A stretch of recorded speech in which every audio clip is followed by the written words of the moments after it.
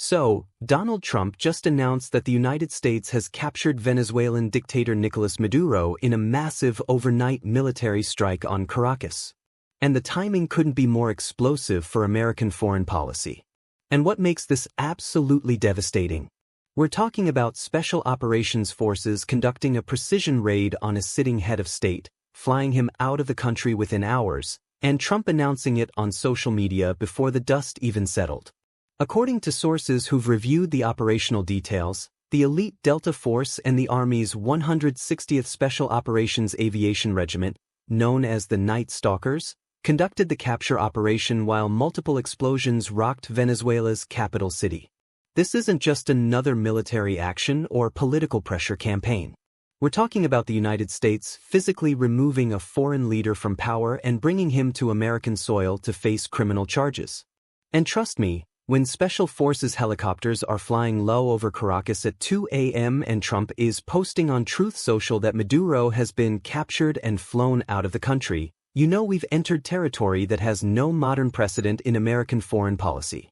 It's honestly hard to believe we're watching a situation where a U.S. president just ordered what amounts to a regime change operation without congressional approval, captured a dictator who's been wanted on drug trafficking charges since 2020, and is now preparing to put him on trial in New York.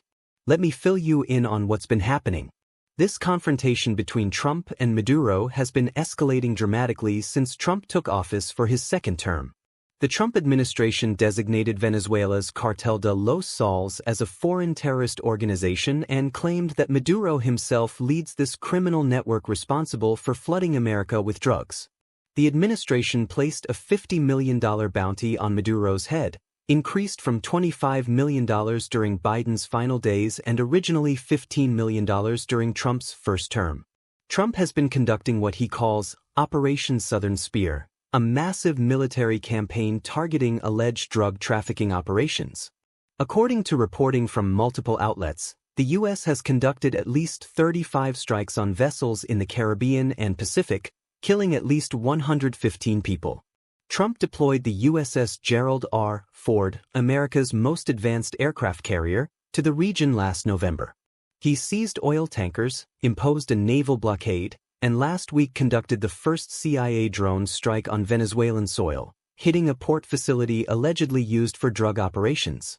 According to CNN's reporting from today, Trump had been warning for weeks that strikes on land targets would begin soon, and he repeatedly said it would be smart for Maduro to step down before things escalated further. Venezuela's government had been calling this an effort at regime change disguised as counter-narcotics operations.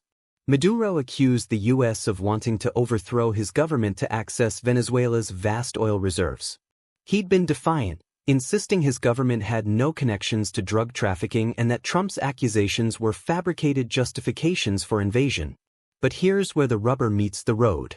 Early Saturday morning, around 2 a.m. local time, residents of Caracas heard at least 7 massive explosions. CNN teams on the ground witnessed the strikes and reported widespread power outages across the city. Low-flying helicopters were seen and heard throughout the capital. According to NBC News, verified video footage shows transport helicopters and smaller special operations aircraft operating over Caracas. The Venezuelan government immediately issued statements condemning what they called very serious grave military aggression and accused the U.S. of attacking civilian and military installations in Caracas and the states of Miranda, Aragua, and La Guaira. Venezuela's Defense Minister Vladimir Padrino Lopez appeared on video calling for massive deployment of military forces and declaring this the worst aggression Venezuela has ever suffered. Then came the bombshell.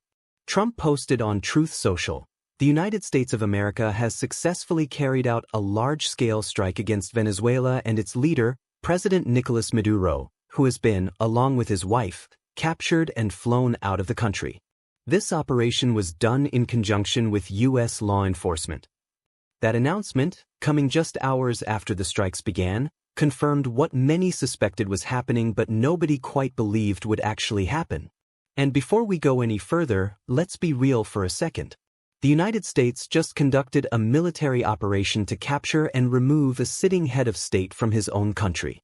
This isn't a drone strike on a terrorist leader hiding in a cave.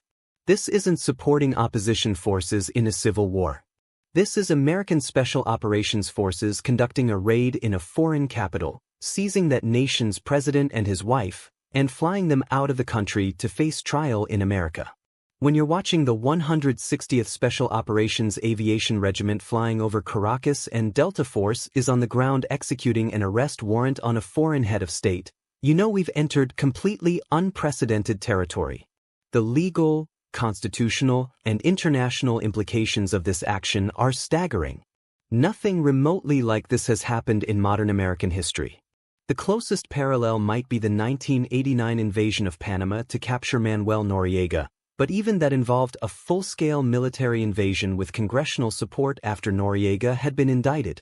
This operation appears to have been conducted with no formal declaration of war, no authorization for use of military force from Congress, and was announced on social media rather than in a formal presidential address. Here's where it gets interesting. According to multiple reporters from CNN, Fox News, and NBC News who are tracking the situation, the operational details that are emerging paint a picture of months of planning culminating in a lightning-fast execution. CBS News reported that Delta Force, the Army's most elite special operations unit, was directly involved in Maduro's capture. The 160th Special Operations Aviation Regiment provided the aircraft support, flying in low and fast under cover of darkness. According to Fox News sources, the operation targeted the Miraflores Presidential Palace area and potentially Fort Tayuna, Venezuela's largest military complex, where smoke was seen rising after the explosions. The strikes appeared designed to create confusion and disable Venezuelan military response capabilities while Special Operations Forces conducted the actual capture mission. Witnesses described seeing residents evacuating buildings near the presidential palace as explosions rocked the city.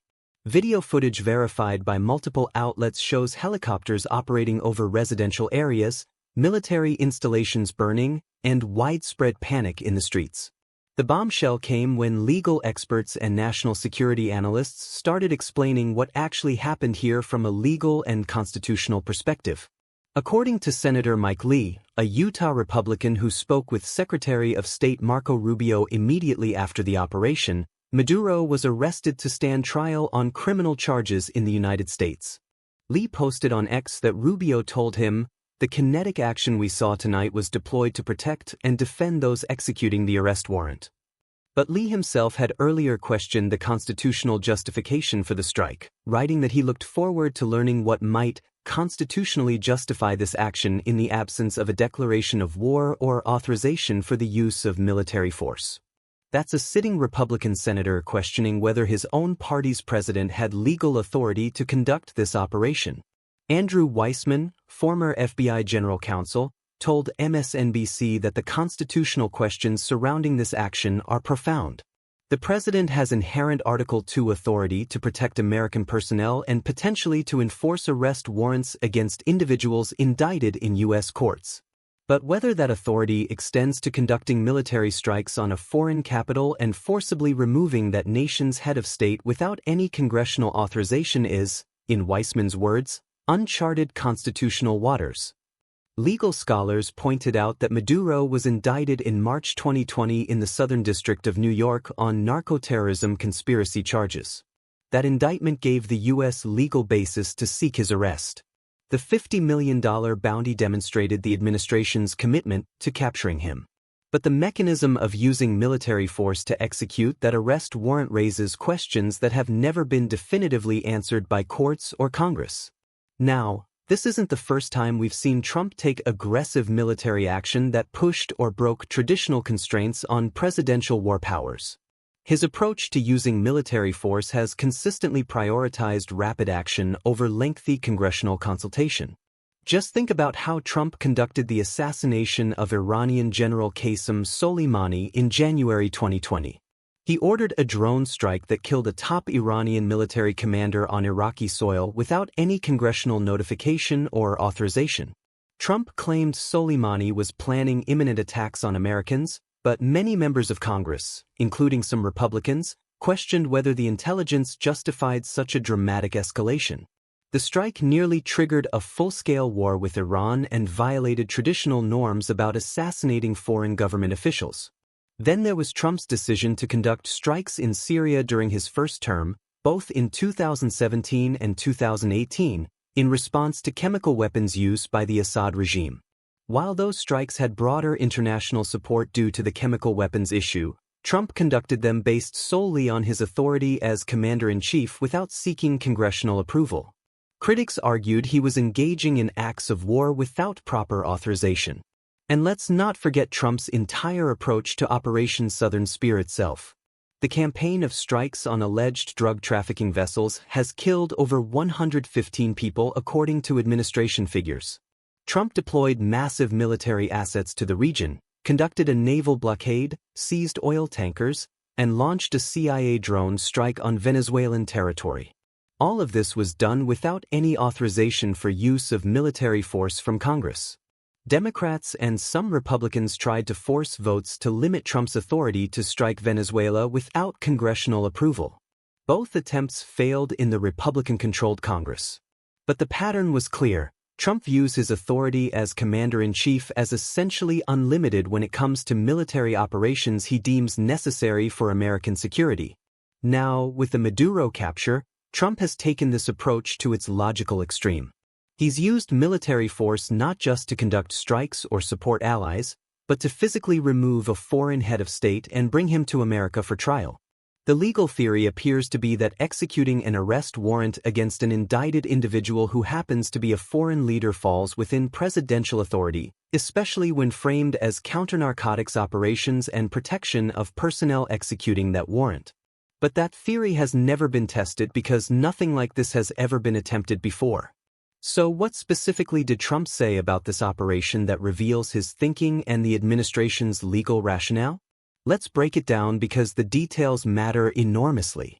According to Trump's Truth Social post and his brief phone interview with the New York Times Saturday morning, the president is framing this as a brilliantly executed law enforcement operation with military support. In his call with the Times, Trump described it as a brilliant operation, actually, with a lot of good planning and lot of great troops and great people. He's emphasizing the operational success and the skill of American forces rather than engaging with the constitutional questions about authority. When asked directly whether he sought congressional authorization, Trump deflected, saying we'll discuss that, and that he would address it at a news conference scheduled for 11 a.m. at Mar-a-Lago. That non-answer speaks volumes. If Trump believed he had clear constitutional authority that everyone would accept, he'd say so immediately. The fact that he's deferring the question suggests his legal team knows this is contested ground. Now, here's the kicker. According to Senator Lee's account of his conversation with Secretary of State Marco Rubio, the administration's legal theory rests on two pillars. First, they're arguing this was fundamentally a law enforcement operation executing a valid federal arrest warrant against an indicted criminal. The fact that the criminal happened to be a head of state doesn't change the validity of the warrant or the government's authority to execute it. Second, they're claiming the military action was necessary to protect U.S. personnel who were executing that warrant. Under this theory, the strikes and the show of force weren't acts of war but rather force protection for a law enforcement operation in a hostile environment. The administration appears to be threading a very narrow needle. They're not claiming this was a war or even a traditional military operation requiring congressional authorization. They're framing it as law enforcement backed by military force protection. That distinction may or may not hold up to legal scrutiny, but it's clearly the theory they're operating under. According to CNN legal analyst Jeffrey Toobin, this legal theory is creative but extremely aggressive. Toobin noted that while the president has broad authority to protect American personnel and can use military force for that purpose, the scale of this operation, targeting a foreign capital with strikes on military installations while conducting a capture mission against that nation's leader, goes far beyond any previous assertion of such authority.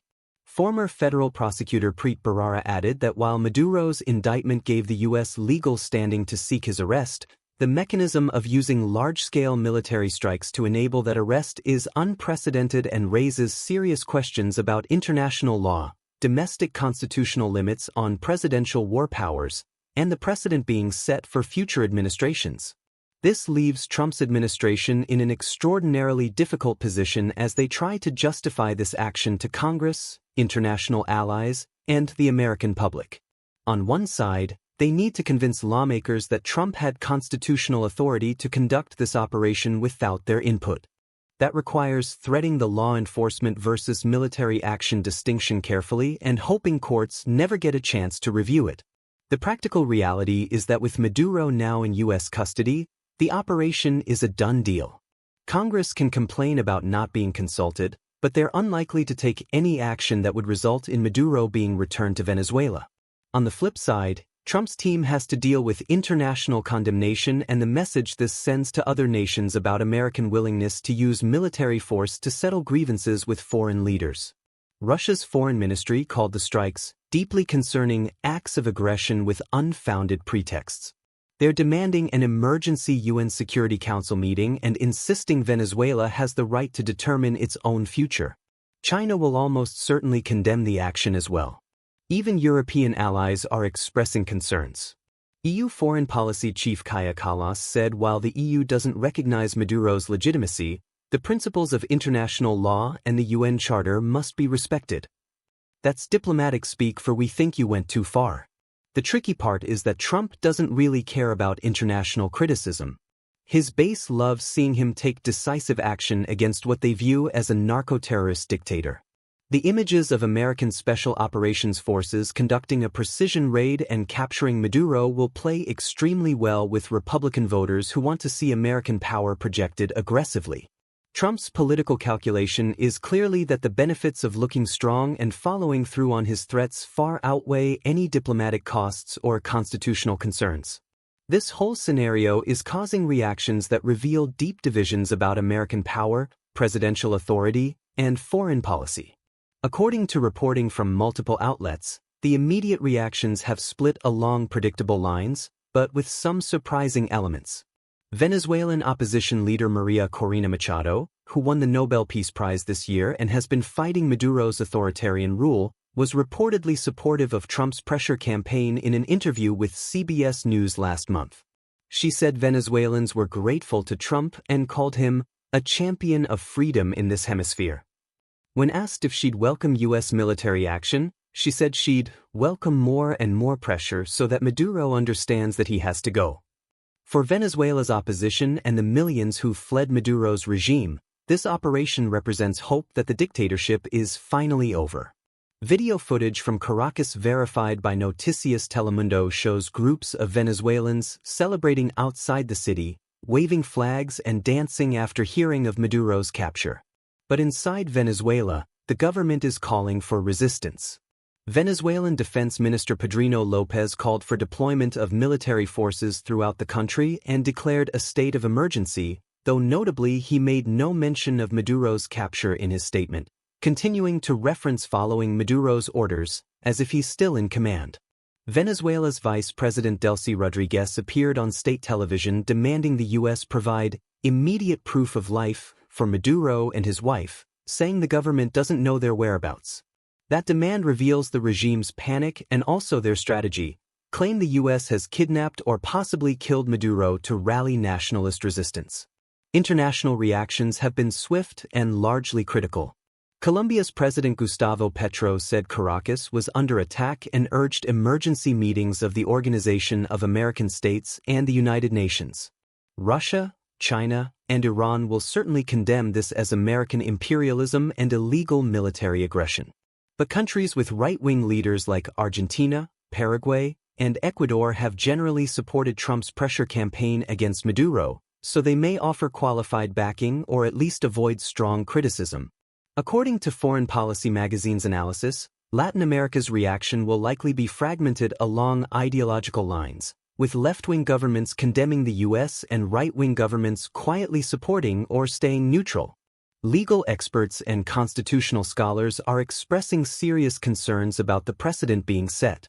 Norman Eisen, former ethics counsel to President Obama, told CNN that while he has no sympathy for Maduro as a dictator, the manner of his capture raises profound questions about separation of powers and congressional authority over decisions to use military force.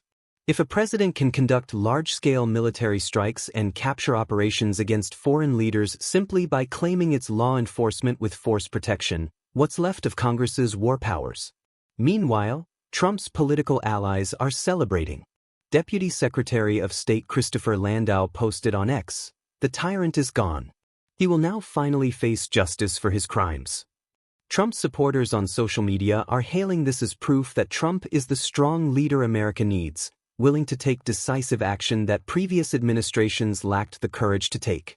So let's break down what this could mean, because it's not just a captivating foreign policy story. It has serious consequences for Trump's presidency, American foreign policy, and international order itself. First up is the immediate legal and political impact. Maduro is now in U.S. custody and will face trial in the Southern District of New York on narco-terrorism charges. According to the 2020 indictment, prosecutors allege Maduro conspired with the Revolutionary Armed Forces of Colombia to flood the U.S. with cocaine as a tool to undermine American society. The trial could expose details about Venezuela's role in drug trafficking and potentially implicate other current and former Venezuelan officials. If Maduro is convicted, it validates Trump's claim that his actions were justified law enforcement operations. If the case falls apart or faces legal challenges, it undermines the entire rationale for the operation. Beyond Maduro's trial, there's the question of what happens in Venezuela now. With Maduro gone, Venezuela's government must either collapse, with the military potentially switching allegiance to the opposition and recognized President-elect Edmundo González, or the regime could dig in with Vice President Rodriguez or another figure trying to maintain power. The next 48 to 72 hours will be critical. If the Venezuelan military fractures and the opposition can consolidate control, Trump can claim he liberated Venezuela from dictatorship. If the regime holds together and civil war or chaos erupts, Trump owns the consequences of destabilizing a nation of 28 million people. Looking ahead to the political implications domestically, this creates a defining moment for Trump's second term. Republican voters will largely love this operation. It demonstrates strength, follows through on threats, and strikes a blow against what Trump calls narco-terrorism. Trump can campaign on being the president who finally removed Maduro after years of other administrations trying and failing. Democrats are in a difficult position. Many agree Maduro is a dictator who should face justice, but they're deeply concerned about the constitutional process. They'll likely focus criticism on Trump's failure to seek congressional authorization and the dangerous precedent of presidents conducting regime change operations unilaterally. But politically, attacking Trump for removing a dictator is tricky ground. Now let's touch on what this means for broader foreign policy and international relations. This operation demonstrates to the world that Trump is willing to use military force in ways previous presidents weren't. That could deter adversaries who might think twice before challenging American interests. But it could also destabilize international norms and embolden other nations to conduct similar operations, claiming law enforcement justifications for military strikes. China might use this precedent to justify actions against Taiwan, claiming they're enforcing Chinese law against separatists. Russia could point to this when defending their actions in Ukraine or elsewhere. Trump has essentially shattered the norm that you don't conduct military operations to forcibly remove heads of state without some kind of international sanction or consensus. The institutional implications within the U.S. government are equally significant. If Trump faces no serious congressional pushback for conducting this operation without authorization, it establishes that modern presidents have essentially unlimited authority to use military force however they see fit. The constitutional system of checks and balances on war powers becomes meaningless. Congress has already proven largely unwilling to challenge Trump on these issues, having voted down measures to limit his authority to strike Venezuela. This operation may cement the reality that the president alone decides when and how America goes to war, regardless of what the Constitution's text says about Congress's war powers. So here's the deal. Donald Trump just announced that U.S. Special Operations Forces captured Venezuelan dictator Nicolás Maduro in a massive military strike on Caracas and flew him out of the country to face trial in America. This operation was conducted without congressional authorization, announced on social media, and represents an unprecedented use of presidential power to forcibly remove a foreign head of state. This isn't just about whether Maduro deserved to be captured or whether he's guilty of the drug trafficking charges he faces. It's about whether an American president can unilaterally order military operations of this scale and consequence without Congress, without international support, and without clear constitutional authority beyond claiming its law enforcement with force protection. When you're watching Delta Force conducting raids in a foreign capital and Special Operations helicopters flying a captured head of state out of his own country based solely on a president's decision, we're finding out whether anything constrains executive war powers anymore.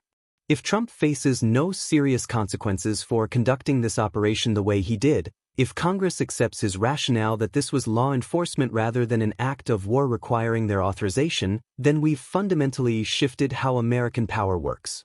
Future presidents will point to this operation as precedent for whatever military action they want to take, as long as they can construct some law enforcement or force protection rationale. That would mean the constitutional system of shared war powers between the executive and legislative branches has been completely abandoned in favor of unchecked presidential authority.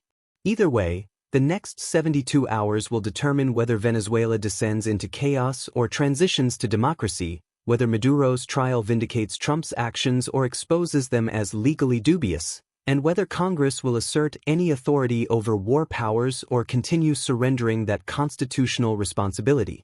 The stakes have never been higher. Trump is holding a press conference at 11 a.m. to explain his actions. Venezuela's military is mobilizing but may be on the verge of collapse. The UN Security Council will likely hold emergency meetings. And the world is watching to see whether this operation becomes a model for how powerful nations deal with adversarial leaders or a cautionary tale about presidential overreach and destabilizing interventions. What's clear is that Trump just fundamentally changed how American power operates in the world, and we won't fully understand the consequences for years to come.